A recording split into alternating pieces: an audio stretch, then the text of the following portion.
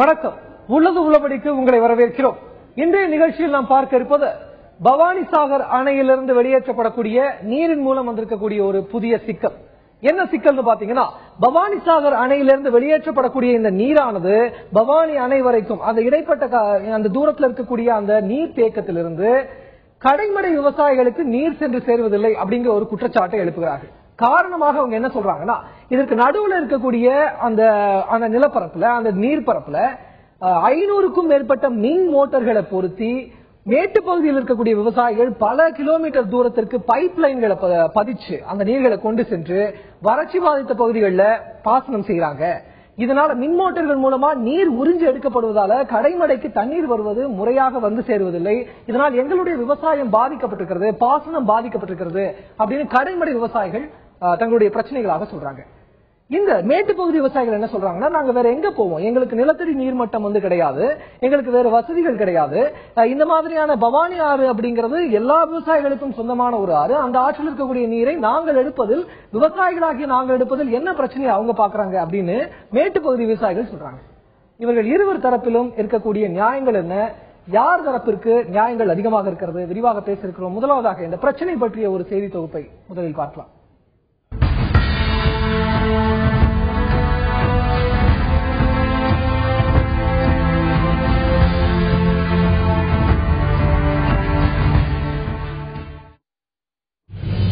ஈரோடு மாவட்டம் பவானி சாகர் அணையில் இருந்து பவானி ஆற்றில் வெளியேற்றப்படும் நீரின் மூலம் சுமார் 25,000 ஏக்கர் நிலங்களும், கீழ்பவானி பிரதான வாய்க்கால் பாசனத்தின் மூலம் ஈரோடு, திருப்பூர், கரூர் மாவட்டங்களில் உள்ள 2,07,000 ஏக்கர் நிலங்களும் பாசன வசதி பெறுகின்றன.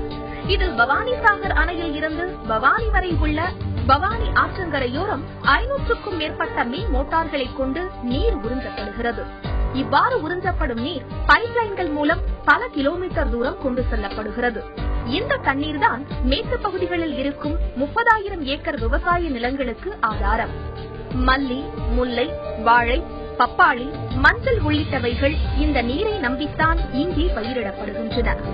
இவ்வாறு மின் மோட்டார் மூலம் உறிஞ்சப்படும் நீரால் மேட்டுப்பகுதி விவசாய நிலங்கள் பாசன வசதி பெறுகிறது என்பது ஒருபுறம் இருக்க, கடைமடை பகுதிகளுக்கு நீர் முறையாக வந்து சேர்வதில்லை என்று குமுறுகின்றனர் கடைமடை பகுதி விவசாயிகள். இதனால் ஆற்றங்கரையோரம் வைக்கப்பட்டுள்ள மின் மோட்டார்களை அகற்ற நடவடிக்கை எடுக்க வேண்டும் என கடைமடை விவசாயிகள் நீதிமன்றத்தில் வழக்கு தொடர்ந்தனர். இதைத் தொடர்ந்து 3 ஆண்டுகளுக்கு முன்பு மின் மோட்டார்களை அகற்ற நீதிமன்றம் உத்தரவிட்டது.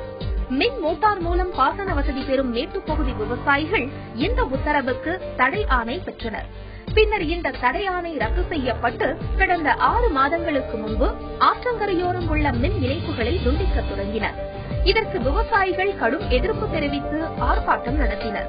எனவே மின் இணைப்பை துண்டிக்கும் உத்தரவுக்கு தடையாணை வழங்கியது நீதிமன்றம். அதன்படி துண்டிக்கப்பட்ட இணைப்புகள் மீண்டும் வழங்கப்பட்டுள்ளன. தற்போது மின் மோட்டார்கள் மூலம் விவசாயம் நடைபெற்று வருகிறது. வழக்கு நீதிமன்றத்தில் நிலுவையில் உள்ளது. இது தொடர்பான வழக்கு நிலுவையில் இருக்கிறது. இது பற்றி விரிவாக பேசுவதற்காக நமது அரங்கத்திற்கு கீழ்பவானி விவசாயிகள் சங்க தலைவர் திரு நல்லசாமி இணைகிறார். வணக்கம் சார். இந்த பிரச்சனை பற்றிய ஒரு சிறிய புள்ளி விவரத்தை முதலில் பார்க்கலாம். பவானி சாகர் அணை பற்றி பார்க்கலாம். பவானி சாகர் அணை 1956 கட்டப்பட்டது. அணையின் மொத்த கொள்ளளவு 32.8 TMC. புதிய ஆயக்கட்டு பகுதியில் 2.07 லட்சம் ஏக்கர் பாசனம் பெறுகிறது. இந்த பவானி ஆற்றின் பாசனம் 2.7 லட்சம் ஏக்கர் நிலப்பரப்பிற்கு பெறப்படுகிறது. நெல்லுக்கு 24 TMC தண்ணீர் தேவைப்படுகிறது. புஞ்சை பயிருக்கு 12 TMC தண்ணீர் தேவைப்படுகிறது. மொத்தம் 36 TMC நீர் தேவைப்படுகிறது. பாசன வசதி இந்த பவானி சாகர் அணையினால் பாசன வசதி பெறும் பகுதிகள் என்னெல்லாம் பாத்தீங்கன்னா, சத்தியமங்கலமும் கோபி பகுதி, பவானி, ஈரோடு, கரூர்.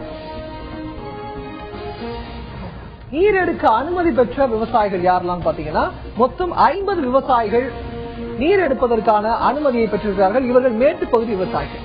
அனுமதி இல்லாமல் நீர் எடுக்கும் விவசாயிகளுடைய எண்ணிக்கை 2000 தாண்டுகிறது. மின் மோட்டார்கள் மூலம் அனுமதியின்றி நீர் எடுக்கக்கூடிய விவசாயிகள் எண்ணிக்கை 2000 தாண்டுகிறது. பொதுப்பணித்துறையின் அனுமதியுடன் மட்டுமே நீர் எடுக்க வேண்டும் போன்ற விதிமுறைகளை அரசு நிர்ணயித்திருக்கிறது. உபரி நீரை மட்டுமே எடுக்க வேண்டும் என்ற ஒரு விதிமுறையும் இருக்கிறது. 3 குதிரை திறன் அளவு கொண்ட மின் மோட்டார் மட்டுமே பயன்படுத்த வேண்டும். மின் மோட்டார்கள் மூலம் நீர் எடுப்பதாலும் கூட 3 HP திறன் கொண்ட மின் மோட்டார்கள் மட்டுமே பயன்படுத்த வேண்டும். உள்பகுதிக்கும் குழாயின் அதிகபட்ச அளவு 2.5 அங்குலம் இருக்க வேண்டும். அந்த குழாய் பதிக்கக்கூடிய குழாயினுடைய அதிகபட்ச அளவு 2.5 அங்குலம் தான் இருக்க வேண்டும். நீர் எடுக்கும் குழாயின் அளவு 2 அங்குலம் இருக்க வேண்டும். ஆகஸ்ட் முதல் டிசம்பர் வரையிலான 5 மாதங்கள் மட்டுமே நீர் எடுக்க வேண்டும். இதுபோன்ற விதிமுறைகளை பொதுப்பணித்துறை அறிவித்திருக்கிறது. குறிப்பிட்ட பரப்பளவிற்கு மட்டுமே நீர் எடுக்க வேண்டும். என்ன மாதிரியான குற்றச்சாட்டுகள் வருகிறது? விதிமீறல் குற்றச்சாட்டுகள் என்று பார்த்தால், பொதுப்பணித்துறையின் அனுமதி இல்லாமல் தண்ணீர் எடுக்கப்படுகிறது. அவங்க சொன்ன அந்த 5 மாத காலத்திற்கும் மேலாகவே தண்ணீர் எடுக்கப்படுகிறது. அதிக குதிரை திறன் கொண்ட மின் மோட்டார்களை பயன்படுத்துகிறார்கள் என்ற குற்றச்சாட்டும் எழுகிறது. பெரிய குழாய்களை பயன்படுத்தி தண்ணீர் எடுக்கிறார்கள். அவங்க சொன்ன அந்த 2.5 அங்குலம் தான் பயன்படுத்தணும்னு சொன்ன அந்த விதிமுறைகளும் மீறப்பட்டிருக்கிறது. குறிப்பிட்ட காலத்திற்கு பிறகும் தண்ணீர் எடுக்கிறார்கள் அப்படிங்கிற ஒரு குற்றச்சாட்டும் இருக்கிறது. குடிநீர் தேவைக்கான நீரையும் அனுமதியின்றி எடுக்கிறார்கள். உபரி நீரை தான் எடுக்கணும்னு சொல்லியிருந்தாங்க. ஆனா குடிநீர் தேவைக்காக வைக்கக்கூடிய நீரையும் எடுக்கிறார்கள் அப்படின்னு சொல்றாங்க. கடைமடை விவசாயிகள் என்ன கோரிக்கைகள் வைக்கிறாங்க? காவிரி இறுதி தீர்ப்பை சரியாக நடைமுறைப்படுத்த வேண்டும். பொதுப்பணித்துறை விரைந்து நடவடிக்கை எடுக்க வேண்டும். காவிரி இறுதி தீர்ப்புல இந்த மேட்டுப்பகுதி விவசாயிகளுக்கான எந்த ஒரு ஆதாரத்தையும் அவர்கள் சொல்லவே இல்லை. நீர் ஆதாரத்தை சொல்லவே இல்லை. நதிநீர் இணைப்பை விரைவில் செயல்படுத்த வேண்டும் என்பதும் கடைமடை விவசாயிகளுடைய கோரிக்கையாக இருக்கிறது. இது பற்றி விரிவாக பேசுவதற்காக திரு நல்லசாமி நம்மோடு நிற்கிறார். வணக்கம் திரு நல்லசாமி, நீங்க சொல்லுங்க, இப்போ இந்த கடைமடை பகுதி விவசாயிகள் சார்பா நீங்க உங்களுடைய வழக்கு நீதிமன்றத்திலாம் வழக்கு தொடர்ந்தீங்க. இப்ப மேட்டு பகுதியில் இருக்கவங்களும் விவசாயிகள், அவர்களுக்கு நீர் தேவைக்கு எங்க போவாங்க? சட்டப்படி உரிமை இருந்தா எடுத்துக்கிட்டு நாங்க வேண்டாம்னு சொல்லல. ஆக அவங்க தண்ணி எடுக்கிறதுனால எங்களுடைய உரிமை பாதிக்கப்படுது. ஆக இது ஒரு ஜனநாயக நாடு, தேவை சட்டத்தினுடைய ஆட்சி. அந்த காலத்திலேயே மாட்டுகிறவைன்னு இருந்தது. மாட்டுல ஏரணை வச்சு இறைச்சிக்கிட்டு இருந்தாங்க. அப்ப ஒரு குறிப்பிட்ட அளவு தான் பாசனம் பண்ணிக்கிட்டு இருந்தாங்க. அப்புறம் ஆயில் என்ஜின் வந்தது. Oil engine 3 HP வைக்கணும்னாங்க. அப்புறம் மின் மோட்டார் வந்தது. மின் மோட்டார் வரும்போது அது 3 HP. மின் மோட்டார் இருந்தா ஆயில் என்ஜின் இருக்கக்கூடாது, ஆயில் என்ஜின் இருந்தா மின் மோட்டார் இருக்கக்கூடாது. அதனுடைய உறிஞ்சு குழாய் சக்சன் பைப் 2 இன்ச் இருக்கணும். அந்த வெளியேற்று குழாய் டெலிவரி பைப் 2 இன்ச் இருக்கணும். அன்னைக்கு மாட்டு அரவில் எவ்வளவு பாசனம் பண்ணாங்களோ அந்த பரப்பளவு தான் பாசனம் பண்ணணும். அப்போ தண்ணீர் தட்டுப்பாடு இருக்கின்ற காலங்களில் தண்ணீர் எடுக்கவே கூடாது. August, September, October, November, December ஆகிய 5 மாதங்களில் மட்டுமே அவர்கள் தண்ணீர் எடுத்துக்கொள்ள வேண்டும். பொதுப்பணித்துறை உத்தரவாதம் கொடுக்காது. இடையில பயிர் காஞ்சி போனா இழப்பீடு கேட்கக்கூடாது. பூட்டக்கூடிய வசதி இருக்கணும். சாவி பொதுப்பணித்துறை அலுவலகத்தில் இருக்கணும். எந்த நேரத்தில் வேணாலும் அவங்க தடை பண்ணலாம். இப்படிப்பட்ட நிபந்தனைகளுக்கு உட்பட்டு தான் அவங்களுக்கு பர்மிட் வழங்கப்பட்டது. ஆனா இன்னைக்கு எப்படி இருக்குதுன்னா, நடைமுறையில அந்த 3 குதிரை திறன்கிறது 30 குதிரை திறன் 60 குதிரை திறனா மாறி இருக்குது. அந்த 2 இன்ச் இருக்க வேண்டிய அந்த உறிஞ்சு குழாய் தென்னை மரமாட்ட படுத்து இருக்குது. அந்த 2 இன்ச் இருக்கக்கூடிய அந்த வெளியேற்று குழாய் பனைமரம் மாதிரி நீண்டுகிட்டு போகுது. 10 கிலோமீட்டர் தூரத்துக்கு தண்ணியை கொண்டுகிட்டு போய் பாய்ச்சுறாங்க. அந்த 5 மாசத்துலயும் மட்டும் தண்ணீர் எடுக்கிறது கிடையாது, ஆண்டு முழுவதும் எடுக்கிறாங்க. குடிநீருக்கு விடக்கூடிய தண்ணியை கூட அவங்க உறிஞ்சிடுறாங்க. 365 நாட்களும் தண்ணி எடுக்கக்கூடிய ஒரே ஒரு பாசனம் இந்த நீரேற்று பாசனங்கள் தான். அப்புறம் அந்த பூட்டக்கூடிய வசதி இருக்கணும்னு சொல்லியிருக்காங்க. பூட்டும் கிடையாது, சட்டரும் கிடையாது, சாதியும் கிடையாது. தான் தோண்டித்தனமா அந்த பாசனம் போயிட்டு இருக்குது. அதாவது ஒரு மூர்க்கத்தனமான எருமை மூக்கணத்தை அத்துக்கிட்டு ஓடுனா எப்படி சாலையில் ஓடுமோ அந்த மாதிரி இந்த பாசனம் இருந்துகிட்டு இருக்குது. இந்த பழைய பவானி பாசனங்களுக்கு காவிரி இறுதி தீர்ப்பு படி நீர் ஒதுக்கீடு என்பது 8.13 TMC. காவிரி இறுதி தீர்ப்பு வால்யூம் 85 தெளிவா சொல்றாங்க. கொடிவேரி பாசனத்துக்கும் காளிங்கராயன் பாசனத்திற்கும் ஒதுக்கிருக்கக்கூடிய நீரினுடைய அளவு 8.13 TMC. இப்ப கெசட் வெளியே வந்தாச்சு 2013 பிப்ரவரி 19. இதை நடைமுறைப்படுத்தினா 8.13 தான் உதவணும். குறிப்பிடப்பட்டிருக்கக்கூடிய அந்த அங்குலம் அளவிற்கான பைப்புகளை பயன்படுத்துவதில்லை. மேலும் குதிரைத்திறன் 3 குதிரைத்திறன் என்பது 60-70 குதிரைத்திறன் அளவிற்கு அவர்கள் பயன்படுத்துகிறார்கள் போன்ற பல்வேறு குற்றச்சாட்டுகளை வைத்தார்கள். இது குறித்து மேட்டுப்பகுதி விவசாயிகள் என்ன சொல்கிறார்கள் என்பதை கேட்கலாம். இது குறித்து சொல்வதற்காக ஈரோட்டிலிருந்து நமது செய்தியாளர் திரு மக்பூல் அகமது இணைகிறார். வணக்கம் திரு மக்பூல் அகமது. இப்ப நீங்க திரு நல்லசாமி சொன்னதெல்லாம் கேட்டிருப்பீங்க. விவசாயிகள் மேல அவர் வைக்கக்கூடிய குற்றச்சாட்டாக அவர்கள் சொல்வது பொதுப்பணித்துறை விதித்திருக்கக்கூடிய அந்த விதிகள் எதையுமே அவர்கள் பின்பற்றுவதில்லை. அவங்க சொன்ன அந்த பைப் சைஸ் சரியா பயன்படுத்துறது இல்ல. அந்த 5 மாச காலத்துக்கு தான் தண்ணி எடுக்கணும், அதையும் மீறி அவங்க எடுக்கிறாங்க. உபரி நீரை தான் எடுக்கணும், ஆனா குடித நீரையும் எடுக்கிறாங்க. பைப்பினுடைய அகலம் என்பது அதனுடைய சைஸ் என்பது 3 அங்குலம் இருக்க வேண்டும். இவர்கள் தென்னை மரம் சைஸுக்கு அவங்க யூஸ் பண்றாங்க போன்ற பல குற்றச்சாட்டுகளை அடுக்கிக் கொண்டே போகிறார் திரு நல்லசாமி. மேட்டுப்பகுதி விவசாயிகள் இது குறித்து என்ன சொல்றாங்க? இது குறித்து நம்மிடையே பேசுறதுக்காக திரு சிவசாமி அவர்கள் வந்திருக்காங்க. அதாவது மேட்டு பகுதியை சேர்ந்த விவசாயி, தமிழக விவசாயி. அவர்கிட்ட கேட்போம் முதல்ல. ஐயா, நீங்க இந்த மின் மோட்டார் வைத்து தண்ணி எடுக்கிறதா உங்களுக்கு ஒரு வழக்கெல்லாம் தொடர்ந்து இருக்காங்க. இது தொடர்பா உங்களுடைய கருத்தை நீங்க முதல்ல பதிவு பண்ணுங்க. சொல்லுங்க. ஆற்றிலிருந்து பம்ப் செட் வைத்து பைப் லைன் மூலம் தண்ணீர் எடுத்து சென்று விவசாயம் செய்து வருகிறார்கள். மேட்டுப்பாளையம் தாலுகா அணைக்கு கீழே சத்தி, கோபி, அந்த பவானி வரைக்கும். இது பல கீழே இருப்பவங்க என்ன சொல்றாங்கன்னா தண்ணீர் திருடுறாங்கன்ட்டு. 1991, 92 இவ்வாறு தண்ணீர் எடுத்து பாசனம் செய்ய வேண்டும் என்று அரசாங்கமே கலெக்டர் மூலம் கிராமம் கிராமமாக சென்று பிரச்சாரம் செய்து இதற்கான எல்லா வசதியும் செய்து கொடுத்தார்கள். ஆகவே மின் இணைப்பை உண்மையிலே தண்ணீர் திருடினா முதல்ல மின் இணைப்பு கொடுக்க மாட்டாங்க. இப்ப எல்லாருக்கும் இந்த பாசனத்துக்கு இந்த பம்ப் செட்ல யூஸ் பண்றதுக்கு மின் இணைப்பு கொடுத்திருக்காங்க. அதே மாதிரி இந்த சாலையை கடந்து செல்வதற்கு டிராக் உபயோகித்து அதுக்கு அரசு அனுமதி கொடுத்திருக்கு. எல்லாத்துக்கும் மேல ஆரம்பத்தில் பேங்க் கேரண்டி கொடுத்து இவங்களுக்கு கடன் வசதியும் செஞ்சு கொடுத்திருக்கு. இதனுடைய திட்டம் என்னன்னா, அரசாங்கத்துக்கு நமக்கு அண்டை மாநிலத்திலிருந்து யாரும் தண்ணி கொடுக்க போவதில்லை, இருக்கிற பாசனம் பத்தாது, எந்தெந்த வகையில் தண்ணீரை உபயோகித்து பாசனம் செய்ய வேண்டும், அதை ஊக்குவிக்க வேண்டும் என்ற எண்ணத்தோடு தான் இந்த ஆற்றங்கரையோடு, குறிப்பாக பவானி ஆற்றங்கரையோடு 2 பகுதியிலும் விவசாயம் செய்ய வேண்டும். அப்பொழுதுதான் விளைச்சல் அதிகமாகும், குறைந்த தண்ணீர் என்கிற நோக்கத்தோடு அரசாங்கமே ஊக்குவிக்கப்பட்ட ஒரு திட்டம். இது திருட்டு அல்ல, முதல்ல நான் சொல்லிக்க ஆசைப்படுறேன். 2வது, இது ஒரு முறையற்ற பாசனங்கள் நான் ஏத்துக்கிறேன்.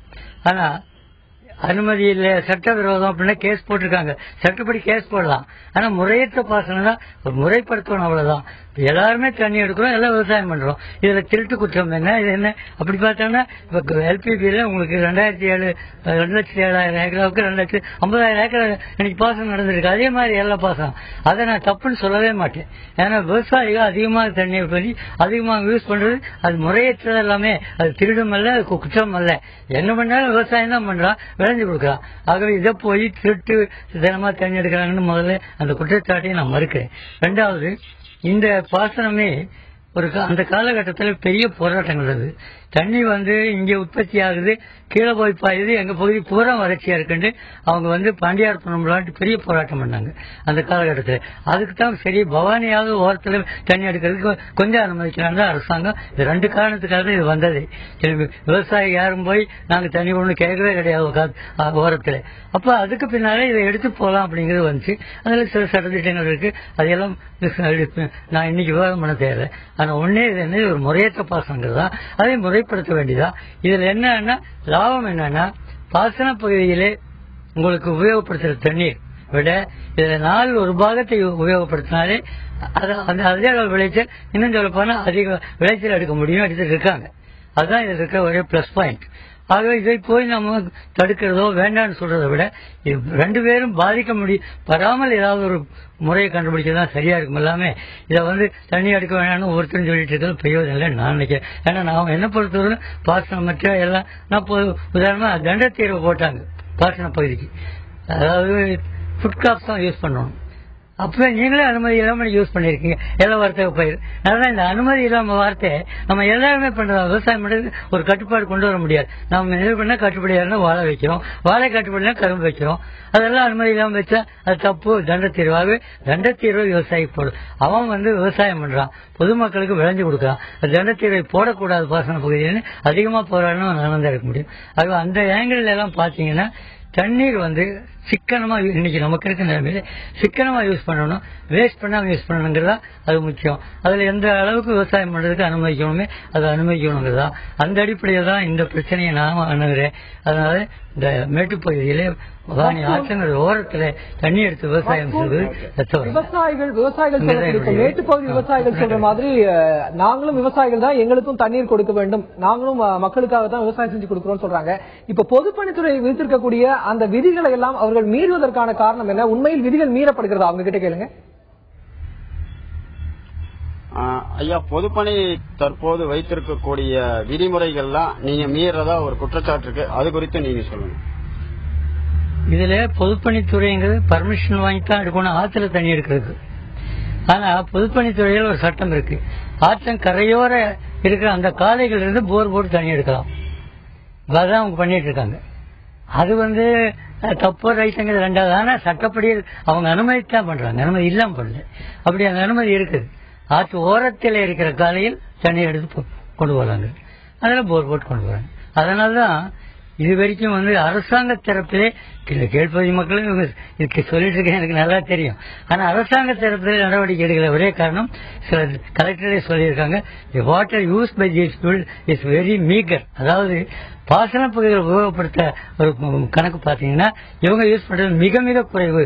அதனால இதில் ஆக்ஷன் எடுக்க வேண்டிய அவசியம் இல்லை. இவங்க தண்ணி தான். அதனாலதான் அரசாங்க தரப்பிலையோ அதிகாரிகள் தரப்புல ஆக்ஷன் வருது. அப்புறம் கோர்ட்டுக்கு போய் கோர்ட் மூலியமா ஆக்ஷன் வந்திருக்கு. அதுதான் என்னுடைய. தங்களது பாசன பகுதிகளை முறையற்ற பாசனமாக இருந்தாலும் அதை முறைப்படுத்தி தர வேண்டும், சட்டப்படியான நடவடிக்கைகள் மேற்கொள்ளப்பட வேண்டும் என்றும் பொதுப்பணித்துறையினர் அதிகாரிகள் மூலம் சரியான நடவடிக்கை தேவை, அது வேண்டும் என ஆவணம் தெரிவிச்சிருக்காரு. மோட்டார்கள் யூஸ் பண்ணி எடுத்துக்கலாம். ஆற்றங்கரையோரம் இருக்கக்கூடிய மக்கள் மோட்டார்கள் பயன்படுத்தி தண்ணீர் எடுத்துக்கொள்ளலாம், முறிஞ்சு கொள்ளலாம் என்பது அரசு விதித்திருக்கக்கூடிய ஒரு விதிமுறை தான், கொடுத்திருக்கக்கூடிய அனுமதி தான். எனினும் அவர்கள் சொல்லக்கூடிய விதிமுறைகள்னு ஒண்ணு இருக்கு. 5 மாதங்களுக்கு தான் தண்ணீர் எடுக்கணும், இந்த அளவுக்கு தான் பைப்புகள் யூஸ் பண்ணணும், இவ்வளவு குதிரை திறன் கொண்ட மோட்டார்கள் தான் யூஸ் பண்ணணும்னு சொல்லியிருக்காங்க. இப்ப இதெல்லாம் இவங்க பின்பற்றாம இவங்க இஷ்டத்துக்கு இவங்க தண்ணீர் எடுக்கிறது தானே அவங்க குற்றச்சாட்டா சொல்றாங்க. அதை பத்தி கேளுங்க. ஐயா, மேட்டு பகுதியில் இருக்கக்கூடிய விவசாயிகள் இருக்கக்கூடிய அனுமதி பெற்று தண்ணி எடுக்கிறாங்க. அதே நிலையில உங்களுடைய கருத்து, அதாவது அனுமதி பெற்று யாரும் எடுக்கல. அனுமதி பெற்றுனா ஆற்றுல நேரா தண்ணி எடுக்கிறவங்க மட்டும்தான் அனுமதி கொடுப்பாங்க. இது இப்ப எடுக்கிறது அப்படி இல்லை. மெஜாரிட்டி எடுக்கிறது ஆற்று கரையோரம் இருக்கக்கூடிய அந்த காலை இருக்கு, அந்த காலையில கிணறோ அல்லது போரோ போட்டு அங்கிருந்தா தண்ணி அதிகமா எடுத்துட்டு போறாங்க. அது சட்டப்படி குற்றமாக. அனுமதி வேணா எடுக்காம இருக்கலாம், அப்படி எடுப்பதற்கு சட்டப்படி அனுமதியும் உண்டு. ஐயா சொல்றாரு சட்டப்படி அனுமதி வழங்க வேண்டும்னு. மீதமுள்ள விவசாயிகள் அனைவருக்கும் சட்டப்படி இதற்கு அனுமதி. நல்லசாமி நீங்க கேட்டிருப்பீங்க, அவங்க சொல்றது, அதாவது கடைமடை பகுதி விவசாயிகள் பெறக்கூடிய பாசன நீரின் அளவை விட நாங்கள் எடுத்துக்கொள்ளக்கூடிய விவசாயம் அந்த நீரினுடைய அளவு என்பது ரொம்ப ரொம்ப குறைவு. இந்த நிலையில தான் அரசு அதிகாரிகளே ஆட்சியர்களே கூட சில சமயம் சரின்னு அனுமதிச்சிடறாங்க அப்படின்னு அவர் சொல்றாரு. இதை நீங்க எப்படி பாக்குறீங்க? 5 ரூபா 10 ரூபா திருடலாம், ஆயிரக்கணக்கான ரூபாய் தான் திருடக்கூடாதுன்னு சொல்ற மாதிரி இருக்குது. ஆக இதெல்லாம் முறைப்படுத்தணும். இப்போ அவங்க மூத்த விவசாய சங்க தலைவர் சொன்ன மாதிரி இது அரசாங்கம் முறைப்படுத்தணும். நாங்க அவங்க எடுக்க வேண்டாம்னு சொல்லல. பகுத்துண்டு பல்லுயிர் ஓம்புதல் நூலோர் தொகுத்தவற்றுள் எல்லாம் தலை. நீங்க சட்டப்படி எடுங்க, சட்டத்தை மீறி நீங்க எடுக்காதீங்க, முறைகேடா எடுக்காதீங்கிறதா நாங்க சொல்றோம். இப்போ ஐயா சொன்னாரு, ஆத்தினுடைய கரையில ஓரத்துல இருக்கக்கூடிய விளைநிலத்துல கிணறு வெட்டி போர் போட்டு தண்ணி எடுத்துக்கிட்டு போலான்னு சொல்றாரு. அது அனுமதிச்சிருக்காங்க. ஒரு குறிப்பிட்ட தூரத்துக்கு மேல ஆழ்வாய் கிணறு வெட்டி தண்ணி எடுத்துக்கிட்டு போலான்னு. இப்ப என்ன பண்ணிருக்காங்கன்னா பல இடங்கள்ல ஒரு 5 சென்ட் நிலத்தை வாங்குறாங்க, அதுல 5 போர் போடுறாங்க. அந்த போர்ல தண்ணி வருதோ வரலையோ அது தெரியாது. அந்த போரை காட்டி மின்னிணைப்பு வாங்கிக்கிறாங்க. மின்னிணைப்பு வாங்கின உடனே அடுத்த நாள் அங்கிருந்து கேபிள் போட்டு மோட்டாரை ஆத்துக்கு தூக்கிட்டு போயிடுறாங்க. அங்க மோட்டாரை வச்சு அங்கிருந்து பிளெக்சிபிள் ஹோஸ் போட்டு பல கிலோமீட்டருக்கு தண்ணி எடுத்துக்கிட்டு போறாங்க. இதுதான் நடைமுறையில் இருக்குது. ஆக நாங்க விதிமுறைகள் படி செய்யுங்கன்னு நாங்க சொல்றோம், நாங்க வேண்டாம்னு சொல்ல. அதாவது உபரியா இருக்கிற நேரங்கள் எடுங்க, சமுத்திரத்துக்கு போற தண்ணி நீங்க எடுத்துங்க, யார் வேண்டாம்னு சொல்றோம், நாங்க வேண்டாம்னு சொல்லவே இல்லை. ஆக நாங்களும் விவசாயி தான், அவங்களும் விவசாயி தான். அப்படி விவசாயம் பண்ணி உருப்பட்டதாங்க ஒண்ணும் கிடையாது. இதுதான் இருக்கக்கூடிய நிலைமை. நாங்க விவசாயம் செஞ்சு நாங்க வாழ்ந்துகிட்டு இருக்கிறோம்னு சொல்ல முடியாது, நாங்க பிழைச்சுக்கிட்டு தான் இருக்கிறோம். எல்லாத்துடைய நிலைமை ஒண்ணுதான். ஆனா அரசாங்கம் பண்றத எத்தனை தவறு. இப்ப பாத்தீங்கன்னா எங்களுக்கு ஒன்னும் பெருசா விவசாயத்துல ஆதாயம் வரப்போறது இல்ல. ஆனா வருவாய்த்துறை, பொதுப்பணித்துறை, மின் வாரியம் இவங்களுக்கு எல்லாம் எவ்வளவு காசு போகுது, பணம் போகுதுன்னு நினைக்கிறீங்க? நாங்க பாடுபடுறதெல்லாம் அவங்களுக்கு தான் கொடுத்துக்கிட்டு இருக்காங்க விவசாயிகள். இதுதான் இருக்கக்கூடிய நிலைமை. ஆக இதை ஆட்சியாளர் கண்டுக்கிறது கிடையாது. ஆக இதெல்லாம் நெறிமுறைப்படுத்தணும், ஒழுங்குபடுத்தணும். உபரியான நேரங்கள் எடுத்துங்க, சமுத்திரத்துக்கு போறதன்னு எடுத்துங்க, நாங்க வேண்டாம்னு சொல்ல. அதே நேரத்தில் பாசனத்துக்கு தட்டுப்பாடு இருக்கக்கூடிய நேரங்களில் நீங்க தண்ணி எடுத்தீங்கன்னா கடற்கரைக்கு தண்ணி வர்றதில்லை. ஆக பாசன உரிமை பெற்ற பாசன பகுதிகள் பாதிக்கப்படுது. அதான் நாங்க சொல்றோம். இன்னைக்கு இந்திய அளவில் எடுத்துக்கிட்டீங்கன்னா மொத்த நீர்வளம் நம்மளுக்கு கிடைக்கூடியது 70,000 டிஎம்சி. நம்ம பயன்படுத்துறது 20,000 டிஎம்சி. 50,000 டிஎம்சி பயன்பாடு இல்லாம ஆண்டுதோறும் கடலுக்கு போகுது. அவன் சமுத்திரத்துக்கு விடுறோங்கிற. ஆனா சகோதரன் கூட தயாரா இல்ல. நாங்க அப்படி இல்ல, சகோதரர்களும் நல்லா இருக்கட்டும், நாங்களும் நல்லா இருக்கட்டும், உபரியா சமுத்திரத்துக்கு போற தண்ணி நீங்க எடுத்துங்க. அது நாங்க ஆட்சேபனையே பண்ணல, மறுபேதும் தெரிவிக்கல. திரு மக்பூல், உங்ககிட்ட வரேன். 30,000 ஏக்கர் விளைநிலங்களுக்கு உபரி நீர் மட்டுமே போதுமானதா? இப்போ திரு நல்லசாமி சொன்ன மாதிரி உபரி நீரை மட்டுமே எடுத்துக்கங்க அப்படின்னு அவர் சொல்றாரு. அதை நாங்க ஆட்சேபனையே சொல்லல. இதற்கு மேட்டுப்பகுதி விவசாயிகள் என்ன சொல்றாங்க?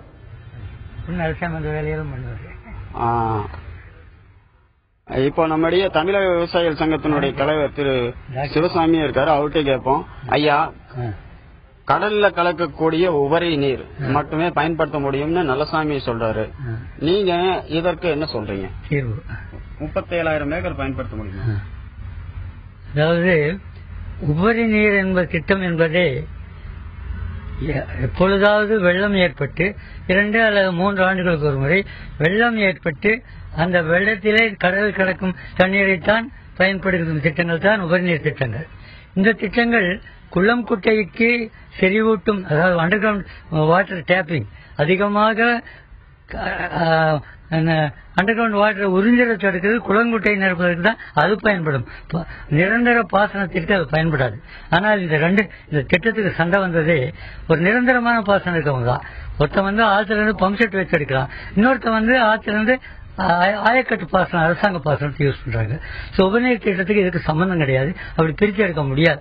ஆனா என்னுடைய தீர்வுகள் என்னன்னா, ஆயக்கட்டு பகுதியில் தண்ணீர் அதிகமாக வீணாக்கப்படுகிறது. போறப்பவே பார்க்கலாம் ஓரங்களில் கழிவுநீர் நிக்கிறது. ஆகவே இதை நாம் தடுக்க வேண்டும் என்றால் ஒரே வழி சிமெண்ட் போட வேண்டியதான் இந்த கால்வாய்களுக்கு. இப்ப சிமெண்ட் போடுறதுல ஏன் நீங்க ஒருத்தர் வேணுங்கிறது வேண்டாங்க, கடைமடைக்கு தண்ணி வேண்டாம், சிமெண்ட் போடுறதுலாம் முறை. சரிங்க. ஐயா, கடைமடை விவசாயிகளுக்கு தண்ணீர் கிடைக்க காங்கிரீட் போன்ற விஷயங்கள்ல கொண்டு வரணும் அப்படின்னு சொல்லியிருக்காரு. மேலும் நம்மிடையே பேசுறதுக்காக இதே ஐயா, கடலில கலக்கக்கூடிய உபரி நீரை 37,000 ஏக்கர் நிலங்களுக்கு பயன்படுத்த முடியுமா அப்படிங்கறத கேள்வி. நீங்க என்ன சொல்றீங்க? திரு சுபைன் இருக்காரு, அவர்கிட்ட கேட்போம். இந்த உபரி நீர் என்பது நிரந்தரமா கிடையாது. 1-2 ஆண்டுகளுக்கு 3 ஆண்டுகளுக்கு 1 மாதம் 2 மாதம் 1 மாதத்துக்கு கூட மழை பெய்யும், திடீர்னு போயிடும். அந்த தண்ணிகளை குளம் குட்டைகள் கட்டி ஏரிகள் வெட்டி தேக்க முடியும் தவிர பாசனத்துக்கு பயன்படுத்த முடியாது. அதனால நாங்க பவான் சாகரிலிருந்து வெளியேற்றப்பட்டவர்கள், ஒன்னு ராஜநகர் பஞ்சாயத்து, ஒன்னு பீர்கட பஞ்சாயத்து, 2 பஞ்சாயத்துமே பவானி டேம் உள்ள சென்ற ஆறு ஆத்தாங்கரை உள்ள இருந்தவங்க. அப்ப வெளியேற்றப்ப அரசாங்கம் கலெக்டர் அவர்களே இந்த அப்பா சொல்லியிருக்காரு, உங்களுக்கு என்ன வசதி வேணும் கேளுங்கன்னு சொன்னாங்க. அன்னைக்கு இருந்த காலகட்டத்தில் எங்களுக்கு எந்த வசதியும் இல்லை, எங்களை போக சொல்றீங்கன்னு அழுகட்டு இருக்குது. அவங்க ஓன்னு அழுதாங்க. அதை விட அவங்களுக்கு ஒன்றும் தெரியல. ஏன்னா எங்களுக்கு கொடுத்திருக்கிற பகுதியெல்லாம் கீழ்பகுதி இல்ல, பாரஸ்ட் வாரமாக பூரா மேட்டு பகுதி. அந்த மேட்டு பகுதியில் மழை நல்ல பெய்யறப்ப 1975 வரையில் நல்ல மழை பெய்ஞ்சது. அப்ப கிணறு ஓட்டிட்டு இருந்தேன். 75 இருந்து 2000 வரையும் சரியான வறட்சி ஆனதன் காரணத்தினாலதான் ஐயா சொன்ன மாதிரி மாவட்ட கலெக்டர் அவர்கள் வறட்சி பகுதியில சிறுநீர் பாசன திட்டம் மின்சார உதவியோட அதை செயல்படுத்தலாம்னு ஒரு திட்டம் கொண்டு வந்தாங்க. அப்புறம் தான் பேங்க்ல லோன் கொடுத்தாங்க. அந்த பேங்க்ல லோன் வாங்கித்தான் தம்முடைய பட்டா லேண்ட்லயே கிணறு வெட்டி போர் போட்டு அதன் மூலமாக பொதுப்பணித்துறையும் ரெவென்யூ துறையும் எல்லாமே ஹைவேஸ் ரோடு கடத்திற்கெல்லாம் அனுமதி கொடுத்து அதுல இருந்து தண்ணி எடுத்து பாசனம் பண்ணிட்டு இருக்கிறோம் தவிர நாங்கள் விவசாயம் செய்யறோம். அதாவது ஒரு சொட்டு தண்ணி கூட தேவையில்லை. 1 ஏக்கர் பாயக்கூட தண்ணியை கிட்டத்தட்ட 7 ஏக்கராக்கு மேல மல்லி என்பது சொட்டு நீர் போட்டோம்னா இந்த 1 ஏக்கர் 15 நாளைக்கு ஒரு தண்ணி பாஞ்ச போதும். மற்ற பயிர் அப்படி செய்ய முடியாது. எங்க பகுதியில அந்த மல்லி செடிக்கு ஒரு ஏக்கரா தண்ணி 7 ஏக்கரா இருந்து 8 ஏக்கர் வரை பயன்படுத்துவேன். அது ஒரு கிராப்புக்கு 2 தண்ணி பாய்ச்சா போகுது. அதாவது தலையை கொண்டு பூ வச்சு அறுவடை 3 தண்ணி, ஒரு மாசத்துக்கு 2-3 தண்ணியில கிராப் எடுத்துருவோம். அதனால பல லட்சக்கணக்கான விவசாயிகள் பலனடைகிறாங்க. லேபர்கள் இன்னைக்கு சந்தோஷம் இருக்காங்க சொன்ன அது இந்த சிறுநீர் பாசன உதவி சட்டத்தில் இருக்கு. அதனால அரசாங்கம் நேரடியாக பார்த்து நாங்கள் செய்வது தவறா முறையா என்பதை தெரிவித்து ஒரு சரவை பண்ணி எங்களுக்கு சரியான ஒரு தீர்வு வழங்கணும். தவிர எங்களை தண்ணி திருடான்னு சொல்றதை அபாண்டமான குற்றம் இருக்கிறோம். ஒரு விவசாயத்தை பார்த்து ராத்திரி பகலெல்லாம் தண்ணி கட்டுறவனே ஒரு திருடன் சொல்றதை எப்படி ஒத்துக்க முடியும்? எதை நாங்க திருடி இருக்கோம்? மக்களுக்காக உற்பத்தி செய்கிறது, தேசிய உற்பத்தி பண்ணிட்டு இருக்கிறோம். அதனால விவசாயிகளை விவசாயி யாரும் தண்ணி திருடான்னு சொல்லக்கூடாது. எங்களுடைய தண்ணீரை எடுத்து நாங்க கட்டுறோம். அப்படி கணக்கு பார்த்தா காலங்காலமாக எங்களுக்கு அரசாங்கத்தினாலேயே தண்ணி போய் பாயுது. ஆனா எங்களுக்கு எந்த பயனும் இல்லை. 2 மரத்திலையும் கூடுதரை மாயாரும் பெரியாருக்கு சென்ற 2 பக்கம் இருந்தவங்க. அந்த பகுதியில் எவ்வளவு செல்வாக்கு இருந்தவங்க. இன்னைக்கு பூரா பாரஸ்ட் ஏரியா தெரியாத ஒருத்தர் பண்ணாரி சுத்தி பார்த்தீங்கன்னா பாரஸ்ட் ஏரியா கொடுத்துட்டாங்க. அதனால நாங்க தண்ணி எடுக்கிறோம். தண்ணி எடுக்க அரசாங்கம் எங்களை ஊக்கப்படுத்த வேணும். தவிர அப்படி பார்த்தா இன்னும் சரியா தண்ணியை எடுக்கல. அப்படி பார்த்தா நிறைய பேர் எடுக்க இருக்கிறோம். சும்மா கொஞ்சம் ஊருக்கு 1-2 எடுத்திருக்கோம். அதனால எங்களுக்கு அரசாங்கம் ஊக்கப்படுத்தணும். தவிர எங்களை தண்ணி திட சொல்லக்கூடாது. இந்த பாசனத்தை முறைப்படுத்தணும். அதாவது அரசாங்கம் கிட்ட நாங்களும் கூட வாய்க்கால் வெட்டி கொடுன்னு சொல்லி கருப்பு கொடி கட்டினா ஊரெல்லாம் கருப்பு கொடி ஏற்றி பார்த்தோம், கருப்பு பேட்ச் அடிச்சு பார்த்தோம், முடியல. அப்ப சொன்ன துறைகிட்ட இதெல்லாம் ஆகாதப்பா நாம கொண்டு போகணும் சொல்லி வங்கியில கடன், அதாவது ரொம்ப தூரம் கொண்டு போகணும்னா விவசாயிகள் திருடர்கள் அல்ல என்பது அவர்களுடைய கருத்தாக இருக்கிறது. நல்லசாமி, நீங்க சொல்லுங்க, இப்ப 30,000 ஏக்கர் விளைநிலத்துக்கும் நீங்க சொல்ற உபரி நீர் பாசனம் என்பது சரியாக வருமா? இப்ப உபரி நீரை இந்த ஆண்டு 2014 ஆசன பருவத்தில் உபரி நீர் என்பது எந்த ஒரு ஆற்றிலும் எந்த ஒரு நீர்த்தேக்கத்திலும் இல்லை. எல்லா இடங்களிலும் பற்றாக்குறை தான். பற்றாக்குறையான நேரங்களில் தண்ணீர் எடுக்கக்கூடாது என்பதுதான் அந்த பர்மிட்ல சொல்லப்பட்டு இருக்குது. ஆக உபரியா இருக்கிற காலங்களில் தான் எடுத்துக்கணும். இப்ப அவங்க சொன்ன மாதிரி பவானியை பொறுத்தளவுல 4 வருஷம் 5 வருஷத்துக்கு ஒருக்கா தான் நிரம்புது, ஆண்டுதோறும் நிரம்புறது இல்ல. ஆக உபரியா இருக்கிற நீர் எப்படின்னா 3 மாசத்துக்கு அவங்க 2 மாசம் 5 நாள்னு சொல்றாங்க. அப்படி எல்லாம் கிடையாது. அணையினுடைய மொத்த கொள்ளளவு 32.8 டிஎம்சி. 32.8 டிஎம்சி நிரம்பி இருக்கிற காலங்கள்ல அவங்க தண்ணி வேணுங்கிற அளவுக்கு எடுத்துக்கலாம். ஏன்னா மீதியாக போகக்கூடிய தண்ணி சமுத்திரத்துக்கு தான் போகுது. ஆக பயன்படுத்துறது ஆட்சேபணம் கிடையாது. நிரந்தரமா தண்ணி கிடைக்கணும்னா கேரள ஆறுகள் கிழக்கு நோக்கி திருப்பப்படணும். இப்ப பாண்டியாறு புன்னம்பல கிழக்கு நோக்கி திருப்பினா ஒரு 18 டிஎம்சி கிடைக்கும். கேரளாவுக்கு மின்சாரம், தமிழ்நாட்டுக்கு பாசன நீர், குடிநீர் என்ற அடிப்படையில் இந்த 2 அரசுகளும் முனைப்போடு செயல்பட்டு பேச்சுவார்த்தை நடத்தி ஒரு ஒத்துழைப்புக்கு இந்த திட்டத்தை நிறைவேற்றினால் நீங்க எல்லாம் தாராளமா அவங்களுக்கு பர்மிட் கொடுக்கலாம். நான் என்ன சொல்றேன்னா, நீங்க பர்மிட் இல்லாத தயவு செஞ்சு எடுக்காதீங்க. இதுல பாசனம் பண்ணி ஆதாயம் கிடையாது. யார் அந்த அதிகாரிகள் தமிழ்நாட்டு விவசாயிகள் உங்களுக்குள்ளேயே ஒரு ஒற்றுமை இல்ல. நீங்களே மேட்டுப்பகுதி விவசாயிகளுக்கு தண்ணீர் தர மாட்டேன்னு சொல்றீங்க. இப்ப அண்டை மாநிலமான கேரளத்தை நம்ம நாடணும்னு சொல்றீங்க. என்ன நியாயம் இருக்கிறது திரு நல்லசாமி? இல்ல, கேரளாவில் உபரியா சமுத்திரத்துக்கு போற தண்ணி இப்ப பாண்டியாறு புன்னபுலாங்கிறது தமிழ்நாட்டில் உற்பத்தி ஆகி கேரளாவுக்குள்ள நுழைஞ்சு அது சாலியாத்துல கலந்து நிலக்கோட்டை பக்கத்துல கன்னிக்கோட்டைக்கு அருகில் கடல்ல கலக்குது. கிட்டத்தட்ட ஒரு 190 டிஎம்சி தண்ணி பயன்பாடு இல்லாம வீணா கலக்குது. ஆக பயன்பாடு இல்லாம கலக்கிற தண்ணி தான் கேட்கிறோம். அங்க கேரளாவில் தேக்கறதுக்கு இடம் கிடையாது. அப்படியே தேக்கினாலும் பாசனத்துக்கு வழி கிடையாது. வீணா ஆண்டுதோறும் போகக்கூடிய தண்ணி ஆத்தா திருப்புறோம். இங்க இப்ப இவங்க எடுக்கிறதுனால எங்களுடைய பாசனம் பாதிக்கப்படுது. சிவசாமி சொன்னாங்க, ஏன் காங்கிரீட் போட வேண்டியதான வீணாகுதுனாங்க. இப்ப கீழ்பவானி பாசனத்துக்கு 1,35,500 ஏக்கருக்கு ஒரு நேரத்தில் தண்ணி விடுறாங்க. அந்த தண்ணி எங்கேயாச்சும் சமுத்திரத்துக்கு போகுதா இல்ல வீணா ஆவியாகுதா? உரப்பு நீர் 35 பாசனங்கள் இருக்கு. உரப்பு நீர் பாசனங்களை பயன்படுது. மேற்கு பகுதியில் வடியக்கூடியது தடப்பள்ளி அரக்கோட்டைக்கு பாசன நீரா போகுது. கீழ்பகுதியில் வடியக்கூடியது காளிங்கராயனுக்கு போகுது. அதையும் மீறி வடியக்கூடியது காவிரியில் வடியுது. அப்படியே போய் தென் மாவட்டங்களுக்கு கூட்டு குடிநீர் திட்டமா ராமநாதபுரம் வரல போகுது. அடுத்து டெல்டா மாவட்டங்களுக்கு பாசன நீரா போகுது. அடுத்து வீராணம் போய் சென்னைக்கு குடிநீராகவும் போகுது. படிப்படியா பயன்பாட்டில் தான் இருக்குது. ஆக இந்த காங்கிரீட் போடுறதுனால பயன் இல்ல. ஏன்னா ஏற்கனவே நீர் வீணாவது இல்ல, பெரிய அளவில் குற்றச்சாட்டு இன்னமும் இருக்கிறது. ஆயக்கட்டு பகுதிகளில் நீர் வீணாகிறது என்ற குற்றச்சாட்டு பெரிய அளவில் இருந்து கொண்டுதான் இருக்கிறது. அதை நீங்க மறுக்கிறீங்களா? ஆனா இருக்கு தஞ்சாவூர் பகுதியில் இருக்காவிலிய, டெல்டா மாவட்டங்கள் இருக்காவிலிய, ஆனா கீழ்பவானி பாசனத்தில் வீணாவது என்பது இல்லவே இல்லை. ஆக நீங்க பாருங்க, நன்மையும் தீமையும் நாடி தனபுரிந்த தன்மையான் ஆளப்படும். ஒரு திட்டத்தை தீட்டுவதால் விளையும் நன்மை என்ன தீமை என்ன இரண்டையும் எடை போட்டு விடை கண்டுதான் ஒரு முடிவு சொல்ல வேண்டும். அப்படி பார்க்கின்ற பொழுது வீணாவது என்பது இல்லவே இல்லை. அவங்க கிட்ட கேளுங்க, கேரளா நதிகள்ல இருந்து கிழக்கு நோக்கி திருப்பி மேட்டுப்பகுதி விவசாயிகளுக்கு நீர்ப்பாசனத்தை செய்ய வேண்டும் என்பது திரு நல்லசாமியோட கருத்தாக இருக்கிறது. மேலும் எங்களுக்கு பாசன வசதி இல்லாத காலங்கள்ல, எங்களுக்கு வறட்சி இருக்கக்கூடிய காலங்களிலையும் நீங்க எங்களுடைய நீரை எடுத்துக்கொண்டால் எப்படி என்பதும் அவருடைய கோரிக்கையாக இருக்கிறது, குற்றச்சாட்டாக இருக்கிறது. இது பற்றி மேட்டுப்பகுதி விவசாயிகள் என்ன சொல்றாங்க? ஐயா, கேரளாவில இருந்து வரக்கூடிய நீரை கேரளாவுக்கே திருப்பி போகுது, கடல்ல கலக்குது, இது மாதிரியான குற்றச்சாட்டுகளை முன்வைக்கிறாரு. உங்களுடைய பகுதிகளுக்கு அந்த தண்ணியை திருப்பி விடப்பட்டு அந்த தண்ணியை பயன்படுத்தலாமேங்கிறது அவருடைய நிலைப்பாடா இருக்கு. போராட்டமே நடத்தணும். அதாவது பாண்டியாறு புன்னம்பலா திட்டம் என்பது இங்க நம்ம உற்பத்தி ஆகிற தண்ணீர் கேரளாவுக்கு போகுது, அது திருப்பி விடணும் நம்ம போராட்டமே நடத்திட்டு இருக்கோம். ஆனா இப்ப நதிநீர் பிரச்சனைகள்ல அந்த மாதிரி ஒரு அக்ரிமெண்ட் கொண்டு வரவே முடியாது. ஒரு மற்ற மாநிலத்தினுடைய அனுமதி பெறாமல் அந்த 2 மாநிலத்தை சேர்ந்த ஆறுகளுடைய தண்ணீர்கள் அணை கட்டி நாம் திருப்பிட முடியவே முடியாது.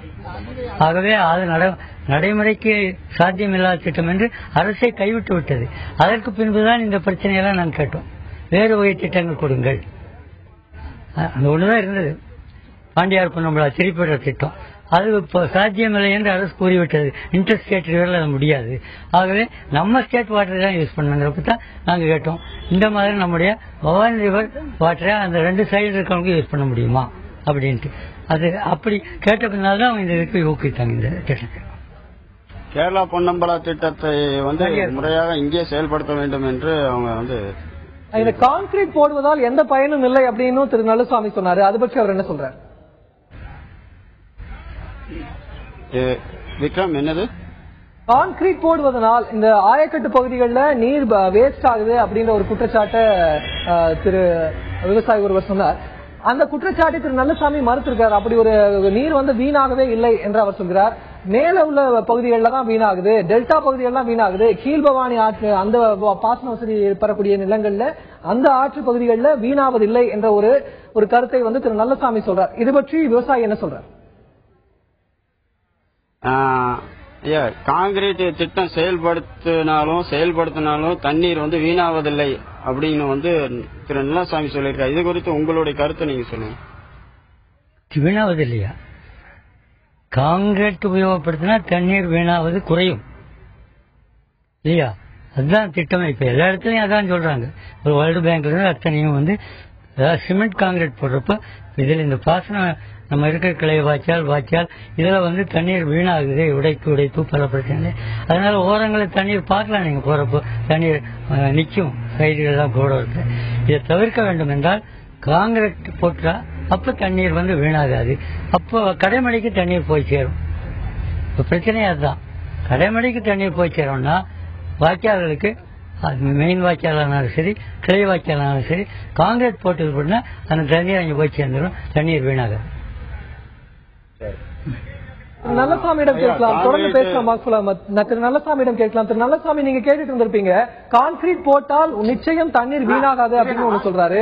இன்னொரு முக்கியமான கருத்து அவர் சொல்வது, இன்டர் ஸ்டேட் ரிவர் ப்ராப்ளம்ஸ்ல நம்ம தலையிட முடியாது, அதனாலதான் நம்ம மாநிலத்துக்குள்ளேயே நீங்க பாத்துக்கங்க, பவானி ஆற்றங்கரையில் இருக்கக்கூடிய இந்த விவசாயிகளை, பவானி நீரை நம்பி இருக்கக்கூடிய இந்த விவசாயிகளை உங்களுக்குள்ளேயே இந்த நீரை பகிர்ந்துக்கங்கன்னு சொல்லிதான் அரசு சொல்கிறதாக திரு சிவசாமி சொல்கிறார். உங்களுடைய கருத்து என்ன? இப்போ இன்டர்ஸ்டேட் வாட்டர், அதாவது ஒரு பேசின்ல இருந்து இன்னொரு பேசினுக்கு தண்ணி திருப்ப முடியாதுன்னு சொல்றாரு. அது பாண்டியாறு புன்னம்பலாங்கிறது சாலியாறு பேசின், அது காவிரி பேசினுக்கு திருப்ப முடியாதுன்னு அவர் சொல்றார். ஆங்கிலேயர் காலத்தில் எப்படி 1895 முல்லை பெரியாற ஒரு மேற்கு நோக்கி ஓடக்கூடிய ஆற கிழக்கு நோக்கி திருப்பினாங்க, வைகை பேசினுக்கு எப்படி திருப்பினாங்க? அது ஆங்கிலேயர் காலத்தில் நடந்ததா இல்லையா? அடுத்த காமராஜர் காலத்துல பரம்பிக்குள ஆழியார் திட்டத்தை எப்படி நிறைவேற்றினாங்க? கேரளார மேற்கு நோக்கி ஓடக்கூடிய ஆற கிழக்கு நோக்கி திருப்பி தமிழ்நாட்டுல பாசனத்துக்கு எப்படி கொண்டு வந்தாங்க? ஆக முடியாதுங்கிறதே கிடையாது. ஆக காமராஜர் காலத்துல முடிஞ்சது, ஆங்கிலேயன் காலத்துல முடிஞ்சது, சுதந்திரம் அடைஞ்சு 68 ஆண்டு ஆயிருக்கு, நாடு ஒண்ணுங்கிறோம். இன்னைக்கு முடியாதுன்னா அது என்ன நியாயம்? அதனால இன்னொரு மாநிலத்தோட நீரை கேட்பது என்பது ஒரு சட்ட பிரச்சனையாக இருக்கும், சட்ட வழக்காக அது பாட்டு நீண்டு கொண்டே போகும். அதுவரை 30,000 ஏக்கர் விளைநிலங்கள் காய்ந்து கொண்டே இருக்கணுமா? இல்ல நாங்க உபரியா இருக்கிற காலங்கள் எடுத்துங்க, நாங்க வேண்டாம்னு சொல்றோம். இப்ப கேரளா மாதிரி அடம்பிடிக்கிறோமா? நாங்க சமுத்திரத்துக்கு தான் விடுவோம், சகோதரன் கொடுக்க மாட்டோம்னு சொல்றோமா? பாசனத்துக்கு எங்களுக்கு கீழ்பவானி இன்னைக்கு காவிரி இறுதி இருப்படி 28 டிஎம்சி போக மீதி இருக்கிற தண்ணி நீங்க எடுத்துங்க, நாங்க வேண்டாம்னு சொல்ல. சமுத்திரத்துக்கு வீணா போற தண்ணி நீங்க எடுத்துங்க.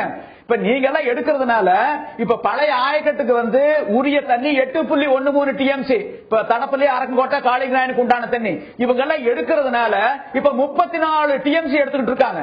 இதனால நாங்க 15 போக கடலை இழந்திருக்கிறோம், 8 போக நெல் இழந்திருக்கிறோம், மொத்தம் 272 டிஎம்சி இழந்திருக்கிறோம்.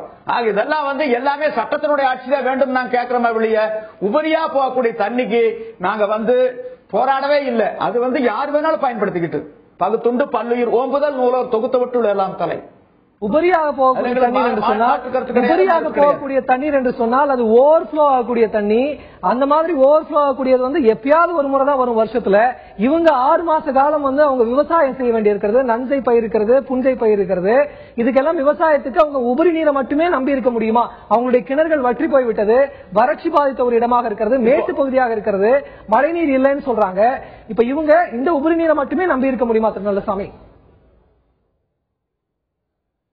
இப்ப பாசன பருவம்ங்கிறது ஜூன் மாதம் 1ஆம் தேதி தொடங்குது, அது ஜனவரி மாதம் 28ஆம் தேதி முடியுது. அந்த பாசன பருவம் துவங்குகின்ற பொழுது இப்ப பவானிசாகர் அணை 32.8 டிஎம்சி. அந்த துவங்கும் போது அந்த பவானிசாகர் அணையில ஒரு 25-30 டிஎம்சி இருந்ததுன்னா நீங்க தாராளமா எடுத்துங்க, நாங்க வேண்டாம்னு சொல்லல. அதுக்கு தானே அரசாங்கம் பர்மிட்டே கொடுத்திருக்காங்க. நீங்க உபரியா இருக்கிற காலங்கள்ல August, September, October, November, December ஆகிய காலங்கள்ல எடுத்துக்கங்க. இந்த 3 ஹெச்பினா 3 ஹெச்பி எடுத்துக்கங்க. Suction pipe 2 inch, delivery pipe 2 inch ஆக ஒரு குறிப்பிட்ட தூரத்துக்கு மேல தூரத்துல நீங்க கிணறு வெட்டி ஆழ்குழாய் கிணறு போட்டு தண்ணி எடுத்துக்கங்க, எவ்வளவு எடுத்துங்க. அதே நேரத்தில் அந்த மோட்டார் தூக்கிட்டு கொண்டாந்து ஆத்துக்குள்ள வச்சு உறிஞ்சிறது வேண்டாங்கிற. இதுல என்ன ஆதாயம் இருக்கு? அதிக பாத்தீங்கன்னா வருவாய்த்துறை, பொதுப்பணித்துறை, மின்வாரியம் இவங்களுக்கு தான் ஆதாயமா இருக்கா வெளியே தொடர்ந்து பேசலாம். இது குறித்து மேட்டு பகுதி விவசாயிகள் என்ன சொல்கிறார்கள் கேட்கலாம். மேட்டு பகுதி விவசாயிகள் என்ன சொல்கிறார்கள் கேட்கலாம். திரு மக்பூல், நீங்க சொல்லுங்க. இப்ப அவர் சொல்ற மாதிரி உபரி நீரை இவங்க பயன்படுத்திக்கலாம் இல்லையா? 3 ஹெச்பி பவர் கொண்ட மோட்டர் யூஸ் பண்ணிக்கலாம், 2 இன்ச் கொண்ட பைப் யூஸ் பண்ணிக்கலாம். இதுல அவங்களுக்கு என்ன பிரச்சனை வந்துருச்சு? ஈரோடு மாவட்டம் பவானிசாகர் அணையிலிருந்து பவானி ஆற்றில் வெளியேறப்படும் நீரின் மூலம் தடப்பள்ளி, அரக்கன்கோட்டை வாய்க்கால்கள் பாசனமும் காளிங்கராயன் பாசனத்தின் மூலம் சுமார் 25,000 ஏக்கர் நிலங்களும், கீழ்பவானி பிரதான கால்வாய் பாசனத்தின் மூலம் ஈரோடு, திருப்பூர், கரூர் மாவட்டங்களில் உள்ள 2,07,000 ஏக்கர் நிலங்களும் பாசன வசதி பெறுகின்றன. இதுல பவானிசாகர் அணையிலிருந்து வெளியேற்றப்படும் தண்ணீர்ல கடைமடை விவசாயிகள் அனைவருக்கும் முறையா போய் சேரலங்கிறது ஒரு பிரதான கோரிக்கையா இங்க இருக்கு. இது குறித்து நம்மிடையே பேசுறதுக்காக முதல்ல திரு சிவி தளபதி வந்திருக்காரு, அவர்கிட்ட கேட்போம். விவசாயி பவானிசாகர் டேம் உடைய கொள்ளளவு 33 டிஎம்சி, ஆனால் எங்களுடைய தேவை 70 டிஎம்சி. தடப்பள்ளி அரக்கங்கோட்டைக்கு என்று 16 டிஎம்சியும், காளிங்கராயனுக்கு என்று 12 டிஎம்சியும், கீழ்பவானி வாய்க்காலுக்கு என்று 36 டிஎம்சியும் தேவை. ஆனால் அவருடைய கொள்ளளவு 33 டிஎம்சி மட்டுமே உள்ளது. எங்களுக்கென்று நீர் அளவிடப்பட்டிருக்கிறது அதிகாரிகளால். 8/9/1922 கோயம்புத்தூர் ஜில்லா கெசட்டில் இருந்து இன்றைக்கு காவேரி நடுவர் மன்ற தீர்ப்பு 2007 வரைக்கும் ஒவ்வொரு பாசனங்களுக்கென்றும் ஒவ்வொரு அளவு டிஎம்சி எங்களுக்கு ஒதுக்கப்பட்டிருக்கிறது. அதுபோக இருக்கிற நீரை காவேரி ஆற்றுக்கு கொடுக்க வேண்டும் என்று அரசு உத்தரவிட்டிருக்கிறது. ஏனென்றால் காவேரியுடைய உபநதி தான் பவானியார். இந்த சூழலில் எங்களுக்கே நீர் பற்றாக்குறை இருக்கிற சூழல். 10 ஆண்டுகளாக அணை நிரம்பவில்லை. காலங்காலமா 1483 கட்டப்பட்ட காளிங்கராயன் அணை, 1490 கட்டப்பட்ட கொடிவேரி அணைகளுக்கு இந்த 4 ஆண்டுகளாக ஒரு போகம் கூட பாசனம் பெறவில்லை. 4 ஆண்டுகளாக எல்பிபிக்கு நீரே வரவில்லை. அதனுடைய கசிவுநீர் திட்டங்கள் 35,000 ஏக்கர் வறண்டு கிடக்கிறது. இந்த சூழலில் வருடத்திலே 12 மாதங்களும் நாங்கள் கால வரைமுறை இல்லாமல் எங்களுடைய மின் மோட்டார்களை இயக்கி நாங்கள் நீரை பல மாவட்டங்களை கடந்து பல தாலுகாக்களை கடந்து நாங்கள் கொண்டு செல்வோம் என்பது ஏற்புடையதல்ல. இதனால் எங்களுக்கு கடைமடைக்கு நீர் வருவதில்லை. அவர்கள் அரசாங்கத்திடம் போராட சொல்லுங்கள். அரசாங்கம் அவர்களுக்கு என்று தனியாக ஏதாவது திட்டங்களை கொடுத்து அவர்களுக்கு நீரை கொடுக்க சொல்லுங்கள். எங்கள் நீரில் எடுப்பதால் எங்களுக்கு கடைக்கோடி வருவதில்லை. உதாரணத்துக்கு 16 டிஎம்சி ஒதுக்கப்படுகிற தடப்பள்ளி அரக்கன்கோட்டைக்கு அவர்கள் நீர் எடுப்பதால் 10 டிஎம்சி தான் வாய்க்காலிலே வருகிறது. இதனால் 140 நாள் ஒரு போகம் நெல் என்பது இன்றைக்கு 100 நாளாக குறைந்துவிட்டது. மீதி 40 நாட்களுக்கு எங்களுக்கு தண்ணீர் கிடையாது. இறுதியிலே எங்களுடைய நெற்கள் காய்கின்றது. நீர் உபரியாக இருந்தாலோ அல்லது நீரை இருக்கிற நீரையோ அவர்களுக்கு பிரித்துக் கொடுப்பது எங்களுக்கு ஆட்சேபம் இல்லை. எங்களுடைய நீரை எடுப்பதுதான் எங்களுக்கு மிகப்பெரிய விஷயமாக பாதிப்படைகிற விஷயமாக இருக்கிறது. திரு தளபதி சொன்னது போல 140 நாட்கள் செய்த விவசாயம் 100 நாளாக மாறியுள்ளது. இது பற்றி திரு நல்லசாமியிடம் மீண்டும் சொல்லலாம். திரு நல்லசாமி, நம்ம நிகழ்ச்சியுடைய இறுதி கட்டத்துக்கு வந்துட்டோம். அரசுக்கு நீங்கள் வைக்கக்கூடிய முக்கியமான கோரிக்கையாக நீங்க என்ன சொல்றீங்க? நாங்க அரசுக்கு என்ன கோரிக்கை வைக்கிறோம்னா, காவிரி இறுதி தீர்ப்பு 2007 வெளிவந்தது. 2013 அரசுதல்ல வெளியானது, நடைமுறைக்கு வந்தாச்சு. காவிரி இறுதி தீர்ப்பை நடைமுறைப்படுத்த வேண்டிய ஒரு பொறுப்பு மத்திய மாநில அரசுகளுக்கு உண்டு. காவிரி இறுதி தீர்ப்பு வால்யூம் 5 பக்கம் 4 என்ன சொல்லியிருக்காங்கன்னா, the lift schemes will not be considered for water allocation. நீரேற்று பாசனங்கள் நீர் பங்கீட்டில் கணக்கில் எடுத்துக்கொள்ளப்படவில்லை. ஆக அதுக்கு நீர் ஒதுக்கீடே செய்யல.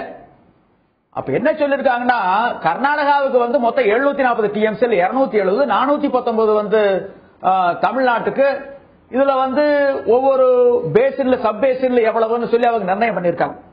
அப்படி பாத்தீங்கன்னா காவிரி ஆத்திலையும் சரி, பவானிலையும் சரி, அமராவதியிலும் சரி, கால்வாய்களிலும் சரி, இந்த நீரேற்று பாசனங்களுக்கு நீர் ஒதுக்கீடு செய்யப்படவில்லை. இவைகள் கணக்கில் எடுத்துக்கொள்ளப்படவில்லை. ஆக இந்த தீர்ப்பு நடைமுறைக்கு வந்தாச்சு. இப்படிப்பட்ட ஒரு சூழ்நிலையில இந்த தீர்ப்பை நடைமுறைப்படுத்த வேண்டிய பொறுப்பு ஒரு கடமை அரசுக்கு உண்டு. ஆக இதுக்கெல்லாம் ஒரே தீர்வு, தமிழ்நாடு ஒரு மழை மறைவு மாநிலம். மொத்தம் கிடைக்கக்கூடிய நீர்வளம் 833 டிஎம்சி. பற்றாக்குறையை என்னைக்குமே பங்கு போட முடியாது, வளர்த்தா பங்கு போட முடியும். அதான் தளபதி சொன்னார் தெளிவா. அதனால நான் கேட்டுக்கிறதெல்லாம் என்னன்னா, நீங்க அண்டை மாநிலங்கள் கேரளா ஒரு மலை மாநிலம். அதனுடைய மொத்த நீர்வளம் 270 டிஎம்சி, 2700 டிஎம்சி. இப்போ 3000 டிஎம்சி மழை பெய்யுது. தமிழ்நாட்டில் 920 மில்லிமீட்டர் தான் மழை பெய்யுது. அதனால இப்போ மேற்கு நோக்கி ஓடக்கூடிய ஆறுகளை கிழக்கு நோக்கி திருப்பணும். அங்க ஆறுகளை பாத்தீங்கன்னா அதிகமா 251 கிலோமீட்டர் தான். அது பாரதப்புழாங்கிறது, மத்தெல்லாம் 60 கிலோ, 70 கிலோ, 80 கிலோ. அந்த தென்மேற்கு பருவக்காற்று அந்த மலை தடுத்து நிறுத்திடுது. மேற்கு பகுதியில் குடத்துல கொட்டுற மாதிரி கொட்டுது. அங்க தேக்கருக்கு இடம் இல்ல, பாசனத்துக்கு வழி இல்ல, அத்தனை சமுத்திரத்தான் போகுது. கேரளா கர்நாடகாவை எடுத்துக்கிட்டீங்கன்னா அது ஒரு மலை மாநிலம். 3475 டிஎம்சி. இந்த 3475 டிஎம்சில இந்த ஹேமாவதி ஒட்டி இருக்கக்கூடிய நேத்ராவதி உள்ளிட்ட 12 ஆறுகள் வழியா அரபிக்கடலுக்கு 2000 டிஎம்சி போகுது.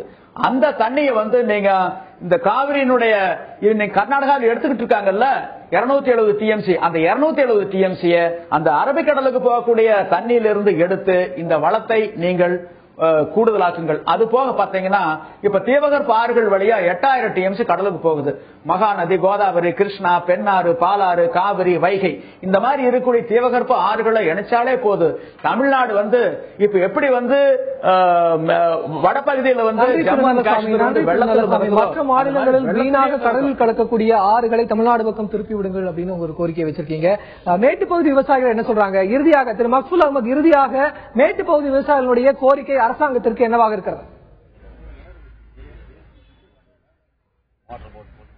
ஐயா, மேட்டு பகுதி விவசாயிகளான உங்களுடைய பிரதான கோரிக்கையா நீங்க என்ன முன்வைக்கிறீங்க? எங்களுடைய ஒரே கோரிக்கை, இந்த பவானி ஆற்றங்கரையோரம் தற்பொழுது உபயோகப்படுத்திக் கொண்டிருக்கின்ற பம்ப்செட் பாசன அந்த பைப் லைன்கள் மற்றவர்களை எல்லாமே முழுமையாக ஸ்டேட்டஸ் கோ இப்பொழுது இருக்கின்ற நிலையிலேயே முறைப்படுத்த வேண்டும். அதற்கு அனுமதி கொடுக்க வேண்டும். இதுதான் எங்களுடைய பிரதான கோரிக்கை. எங்க தரப்புல மற்றவர்கள் சொல்வது எங்களால் அவர்களுக்கு தண்ணீர் குறைந்து வந்த அந்த கோரிக்கை நாங்கள் ஏற்றுக்கொள்ள தயாராக. காரணம், தண்ணீர் வீணாக்கப்படுகிறது அங்கே. அதனாலதான் கவர்மெண்ட் அரசாங்க தரப்பு பாசனம். ஆனா அரசாங்க தரப்பே சொல்றது தண்ணீர் வீணாக்கப்படுது, சிமெண்ட் போட சொன்னா அது இவங்க அரசாங்க பாசனம் ஏன் ஒத்துக்க மாட்டேங்கிறீங்க? அதனாலதான் நீங்க கடைமடைக்கு போல. இப்ப எல்லா இடத்துலயும் அரசாங்கம் சொல்லுது கடைமடைக்கு முதல்ல தண்ணீர் போகணும்னா தண்ணீர் வாய்க்காக வீணாகக்கூடாது, வாய்க்கால் பம்ப் செட் வச்சு எடுக்கக்கூடாது. இந்த ரெண்டையும் நான் ஏத்துக்கிறேன். நான் இங்கதான் கேட்கிறேன், வாய்க்கால் பம்ப் செட் வச்சு எடுத்து நான் ஏத்துக்க தயாராது. அந்த ரெண்டு தான் நான் கடைமடைக்கு போகணும். ஆனா அதுக்கு காங்கிரீட் போட்டு விட்டா வீணாகாது, போயிடும். ரெண்டாவது வாய்க்கால் பகுதியிலே கண்டிப்பா யாருமே தண்ணி எடுக்கக்கூடாது. நன்றி திரு மக்பூல் அஹ்மத். நன்றி திரு மக்பூல் அஹ்மத். காவிரி நடுவர் மன்ற இறுதி தீர்ப்பை உடனடியாக நிறைவேற்ற வேண்டும், அதற்கு அரசு முனைப்போடு செயல்பட வேண்டும் என்பது, இதனால் இப்படி இறுதி தீர்ப்பை நிறைவேற்றினாலே இந்த பிரச்சனைக்கு தீர்வு கிடைத்துவிடும் என்பதே காவிரி பகுதியினுடைய, அதாவது கடைமடை விவசாயிகளுடைய கோரிக்கையாக இருக்கிறது. மேலும் இந்த பக்கத்துல மேட்டுப்பகுதி விவசாயிகள் என்ன சொல்றாங்க அப்படின்னா, தண்ணீர் வீணாவதை தடுத்தாலே போதும், மேலிருந்து வரக்கூடிய தண்ணீரை வீணாகாமல் தடுத்தாலே போதும், கான்கிரீட் கட்டி இந்த தண்ணீரை வீணாக்காமல் தடுத்தாலே கடைமடைக்கு நல்ல ஒரு ஃப்ளோ இருக்கும். இதுல வாய்க்கால்ல நாங்க ஒரு எலக்ட்ரிக் மோட்டார் போட்டு நீரை திருடுவது என்பது அப்பட்டமான ஒரு குற்றச்சாட்டு. அதுல எந்த விதத்திலும் உண்மை இல்லை என்பது மேட்டுப்பகுதி விவசாயிகளுடைய கோரிக்கையாக இருக்கிறது. இரண்டு தரப்பு நியாயங்களையும் உங்கள் முன்னால் வைத்திருக்கிறோம். களத்திலிருந்து தகவலை பகிர்ந்து கொண்ட செய்தியாளர் திரு மக்பூல் அஹ்மதுக்கும், அரங்கத்திற்கு வந்து தங்களுடைய கருத்துக்களை பகிர்ந்து கொண்ட திரு நல்லசாமிக்கும், விவசாயிகளுக்கும், மேலும் பார்த்துக் கொண்டிருக்கக்கூடிய நேர்களாகிய உங்களுக்கும் உள்ளதுள்ளபடியின் சார்பிலே நன்றியை தெரிவித்துக் கொள்கிறோம். மீண்டும் முக்கியமான ஒரு பிரச்சனையில் உள்ளதுள்ளபடியும் நாளை உங்களை சந்திக்கிறோம். நன்றி, வணக்கம்.